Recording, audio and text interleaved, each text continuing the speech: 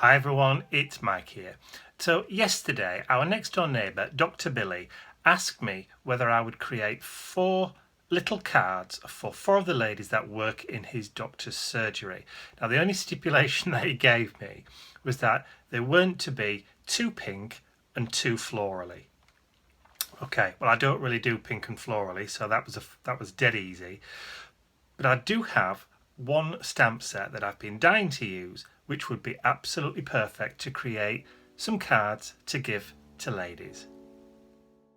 So to begin with, I created 4 card bases. I've got 2 that are top folding and 2 that are side folding cards. Now I get 2 from an A4 sheet of paper.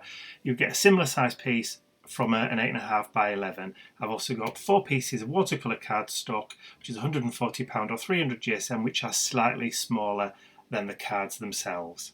I've got a nice little border all the way around.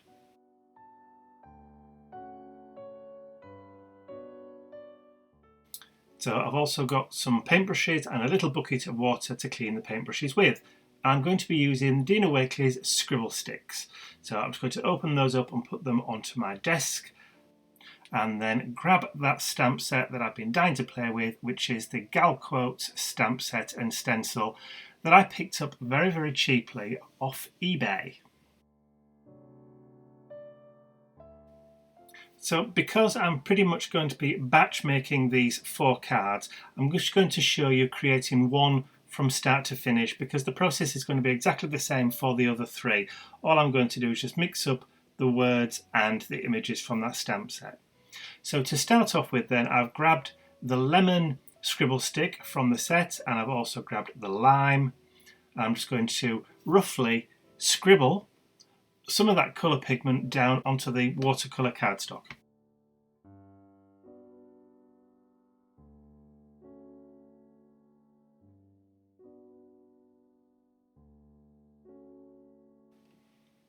I'm then going to grab one of the paintbrushes and just lightly wet the bristles and then paint that water over the top to activate the pigment in the scribble sticks.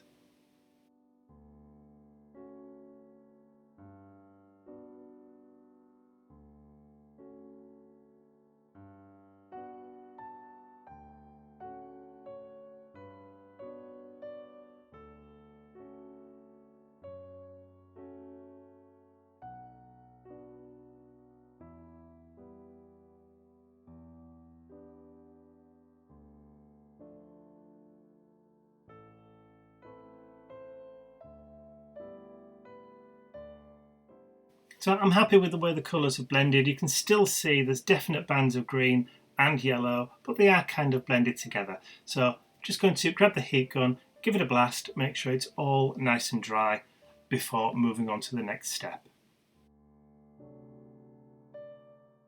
So next up, I'm going to grab the magenta scribble stick. Now I know Dr. Billy said he didn't want lots of pink, but little touches of pink is quite okay.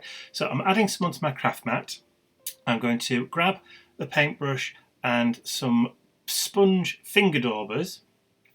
I'm going to activate the pigment on my craft mat, then grab that sponge dauber, one that fits on your finger, and I'm going to load up the pigment onto that sponge finger dauber. And then I'm going to grab the stencil that came with the stamp set and then just lightly dab through the stencil with that pink pigment.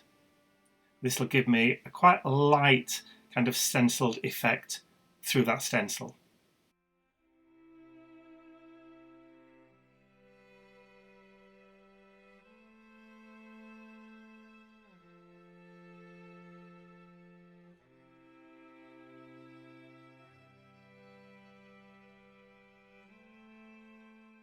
And then as I was doing this, I wondered what would happen if I actually dipped the sponge dauber directly into the water rather than activating it with the paintbrush first. So I just lightly drop it into the water and then activate the pigment, and I think it works just as well.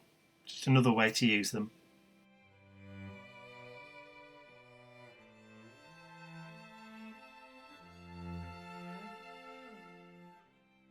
So when I'm happy with how much pink has gone through that stencil, I'm just going to lift it off and then grab my heat gun and then give it a blast to make sure it's all nice and dry before moving on to the next stage.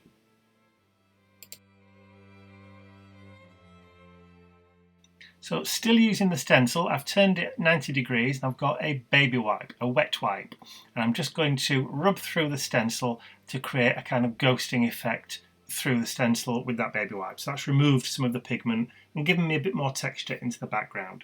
So again, grab the heat gun, give it a blast, make sure it's all nice and dry, and then I'll show you what it looks like after it's dried. It's all very light and clean looking, but still textured with that stenciling and the different multicolours of the yellow and the green in the background.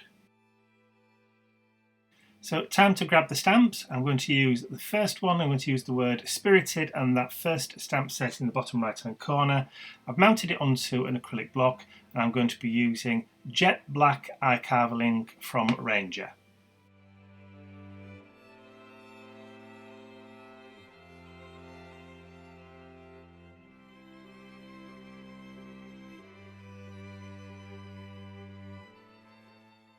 So because I'm stamping onto textured watercolour cardstock, I do need to put a little bit of pressure on that stamp just to make sure I get an even impression.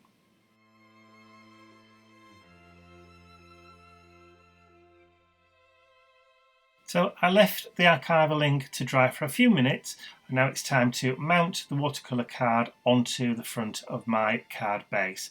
And to do that, I'm just going to use a simple glue, which is the mono liquid glue, or the Aqua mono liquid glue from Tombow.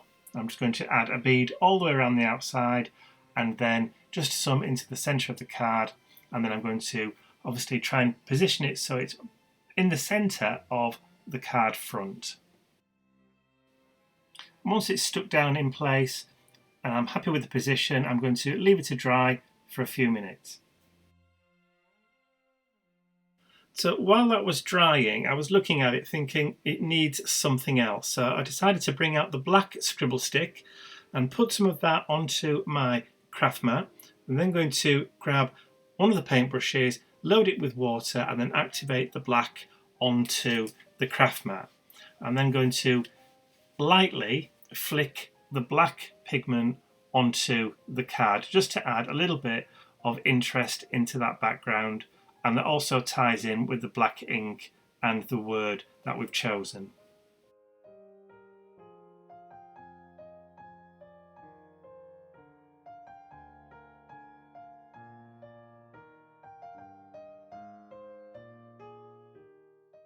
So I'm only flicking lightly with that paintbrush just to get a nice little smattering of small speckles of paint onto that background. So I'm just going to have a quick tidy up, and then I'm going to grab the heat gun and give it a real good blast. And then when I'm happy, I'm going to repeat the entire process with the other 3 cards, choosing a different word and a different image from that stamp set.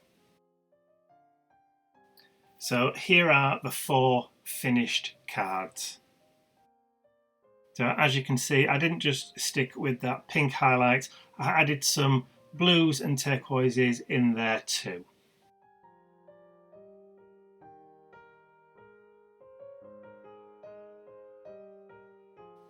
So there you go, 4 unique cards, but all following the same kind of theme.